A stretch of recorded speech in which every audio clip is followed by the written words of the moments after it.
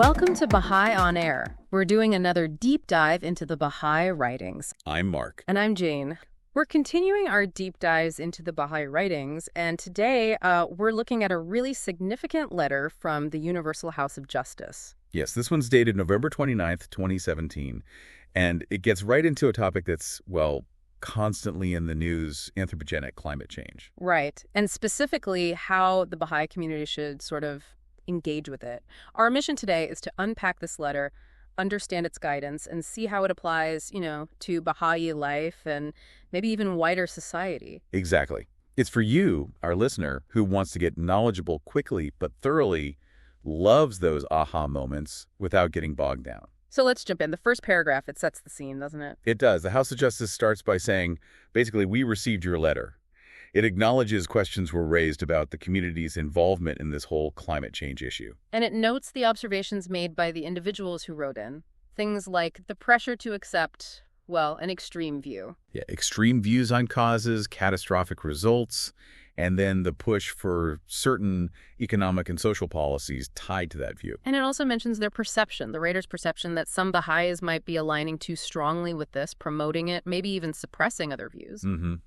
And the concern that this risks turning climate action into almost a religious principle and, critically, potentially pulling the community into partisan politics. So right from the start, you see the House of Justice addressing these quite specific, maybe even sensitive concerns from within the community. Absolutely. It shows they're listening, grappling with real-world issues as Baha'is experience them. Okay, paragraph 2. It seems pretty straightforward. It is, but it's important. They express appreciation for being asked for clarification.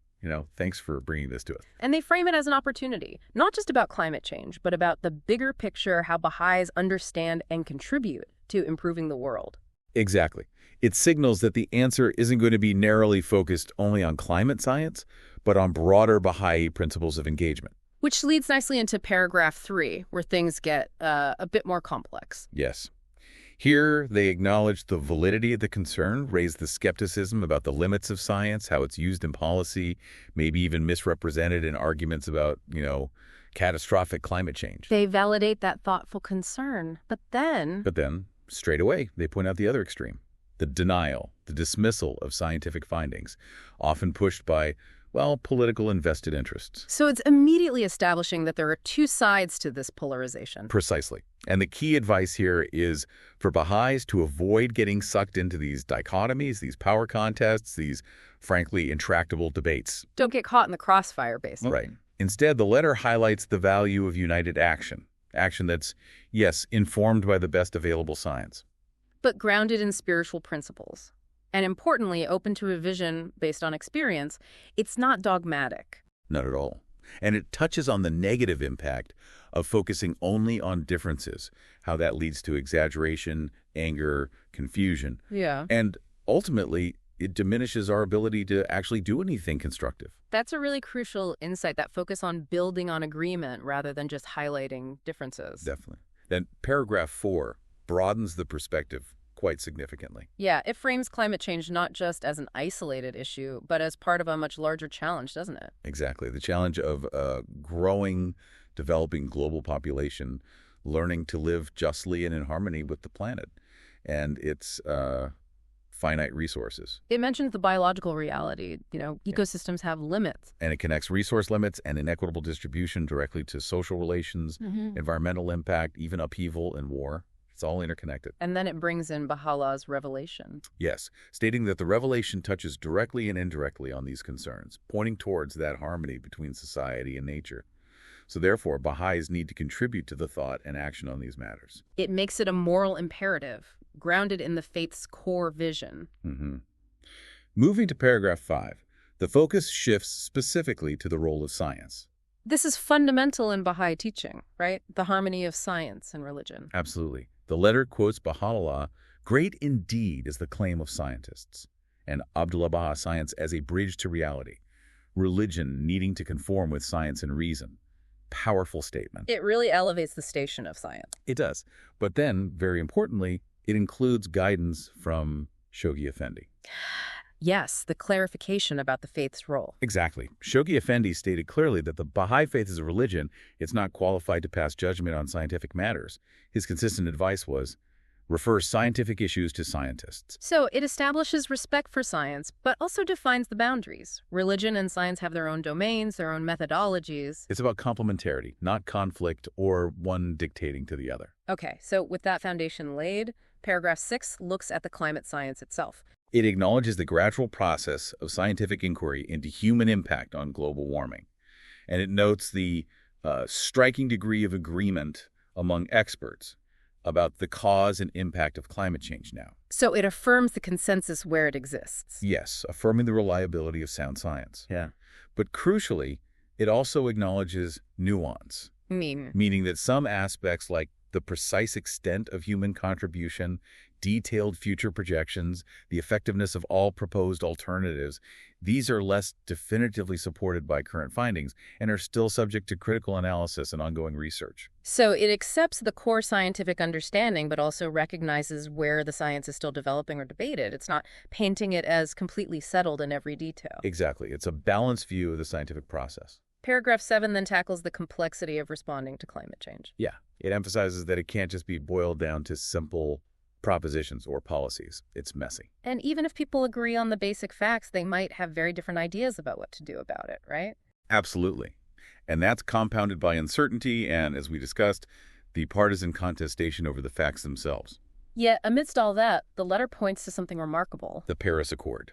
Despite all the division, there was this near-universal political consensus on a joint framework. That is quite something on a global scale. And the letter links this to Abdu'l-Bahá's reference to unity of thought in world undertakings. It sees the Paris Agreement as a noteworthy practical demonstration of this principle, even if it's just a starting point. A starting point to build on, subject to refinement as we learn more. Precisely. It's a positive sign of potential collective action. So paragraph 8 brings it back to the role of Baha'is, specifically in this complex arena. It starts by restating a core principle. Non-involvement in partisan political affairs. Absolutely fundamental. But, and this is a big but, isn't it? A very big but. This principle should not stop Baha'is from being fully and actively involved in searching for solutions to humanity's pressing problems. So nonpartisan doesn't mean non-participant. Not at all. Given the huge social, economic, and environmental issues raised by climate change, it's natural for interested Baha'is and institutions to get involved at various levels. Okay, but there's a caution attached to that involvement. Yes, a very important one.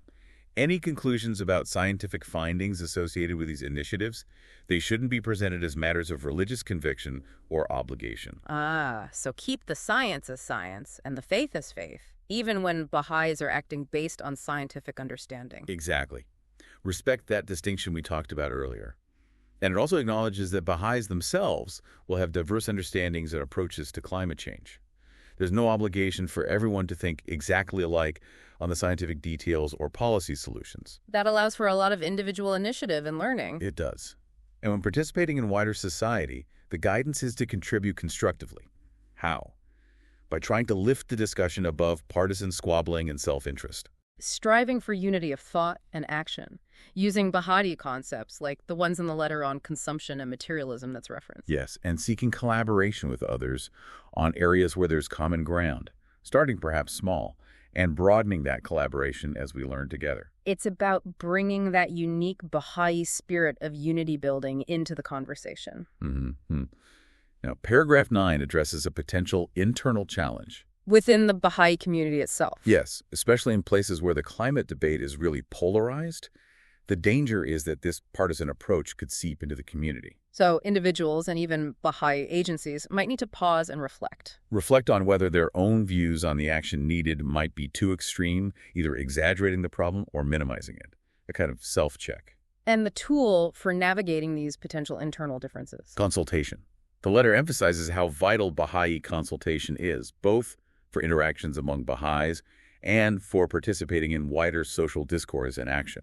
And it reminds us of the principles: free, respectful, dignified, seeking truth, aiming for consensus. Right. The idea is that initial differences, through consultation, should lead to greater understanding and eventual agreement on a course of action, not not rancor or division. And once there's unified action, we can test it, learn from it, and revise it together. Exactly. And there's that potent warning from Abdu'l-Bahá about stubbornness leading to discord and hiding the truth. Consultation is the antidote. Then paragraph 10 introduces another key Baha'i principle: moderation. A really central one. It quotes Bahá'u'lláh. In all matters, moderation is desirable. If a thing is carried to excess, it will prove a source of evil. That applies broadly, but the letter connects it specifically to speech, too. Yes, human utterance is an essence which aspireth to exert its influence and needeth moderation. And that beautiful yet sobering analogy of words being like spring verdure or deadly poison. It calls for utmost leniency and forbearance in how we speak. It's a high standard for communication, especially around contentious topics. It is. And the letter clarifies what moderation isn't. It's not just weak compromise or watering down truth or some kind of hypocritical consensus. So what is it then? It's an end to destructive extremes, to contention. It's the opposite of arbitrarily imposing your views or insisting on rigid ideological aims. A moderate perspective, it says, allows us to see and adopt valid ideas from any source without prejudice. Exactly. And it concludes that section with Baha'u'lláh linking moderation directly to justice. Whoso cleaveth to justice can, under no circumstances, transgress the limits of moderation. Justice helps us find that balanced, truthful path. Wow. That connects moderation to a really profound spiritual quality. It does. And finally, paragraph 11 offers a concluding thought. An encouraging one, it seems. Very much so. The House of Justice expresses trust in the growing capacity of Baha'is individuals, communities, institutions to make distinctive and effective contributions. Contributions to addressing not just climate change, but all the interconnected problems facing society and the planet. Right. Through the ongoing work of community building, social action, and participating thoughtfully in the discourses of society, it's a hopeful look forward. So reflecting on this whole letter, this deep dive, what are the key takeaways for you? Well, I think the emphasis on balance is huge. Balancing science and spiritual principles, acknowledging complexity while striving for unity, avoiding those partisan extremes is another major one. Yeah, and the crucial role of consultation and moderation in how we approach these issues, both internally and externally. And that core idea that nonpartisanship doesn't mean inaction. Baha'is are encouraged to be actively engaged in finding solutions, bringing those unifying principles to the table. It really provides a comprehensive framework, doesn't it? Grounded in Baha'i teachings, but highly relevant to this specific, pressing global challenge. Absolutely. It encourages us, you the listener, to think about how these principles apply in your own life, your own community, your own engagement with these vital issues. So for further exploration, obviously rereading this letter itself is valuable. Definitely. And perhaps exploring other letters from the Universal House of Justice on related themes like social action, or that March 2017 letter on consumption they referenced. And of course, diving into the writings of Baha'u'lláh and Abdu'l-Bahá on unity, justice, science, and religion, our relationship with nature. There's so much there. There really is. It all connects. Well, that brings us to the end of this deep dive. Thank you for joining us on Baha'i On Air. Yes, thank you. We look forward to exploring more with you next time.